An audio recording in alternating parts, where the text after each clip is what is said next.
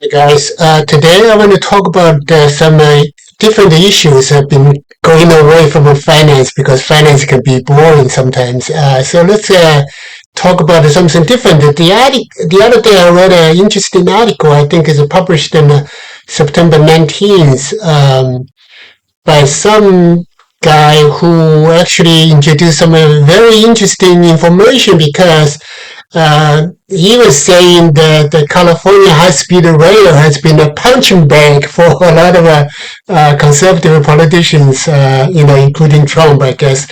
But here is the two interesting comparison.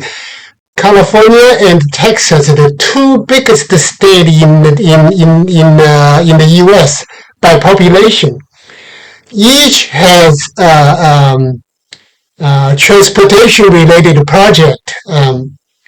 But an interesting fact is that very little is known to the public that in northern Houston there was like a Houston highway improvement or something regarding Interstate 45 North. And then the guy was, obviously for me, that's the first time I hear this. And he was saying that if you talk about the delays, talk about the cost escalations, and the Houston project is much worse because, we're talking about $500 million per mile for Houston project, Interstate 45.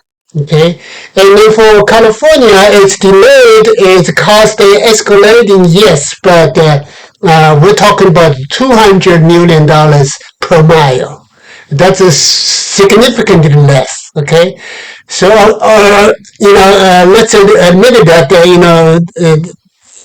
neither side can be compared to China, right? When it comes to building, but China has its own problems. So we'll talk about it some other time. But here is the comparison. I guess he made the most important point that I like most. He says that history is proven to us that it's impossible to build your way out of congestions. Okay, he cited some numbers saying that the population increased how many percent, 32% or something, and then the American highway mileage increased to 47%, but the congestion is getting worse.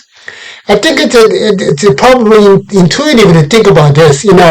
Everybody in San Francisco knows that the Highway 101, that's the prettiest highway, right? It pretty much goes along the coast. But if, let's say Highway 101 is expanded, with more lanes, and then that will only induce the demand. People would like to drive to Highway 101 instead of Highway 102. Let's say if we have such a road for Highway 102. So that's the thing. I totally agree with him. I think he made a very good point. You cannot build your way out of congestion. However, California's high-speed rail representing the future because it will, abandon one person driving one vehicle, that kind of a model, instead of to get people together, into a same train, and then it basically you're letting somebody else driving, except in Tesla, they have an autopilot system, but if you are, getting the train, if somebody else is driving it. Okay, and because the train is much bigger, it's much more better protected, then even if the train is overlaid or covered over, tipped over, chance for you to die, it's still considerably smaller. So that's why I like to share this information to you, to put this California highway high-speed rail into perspective by comparing to the Texas case, okay?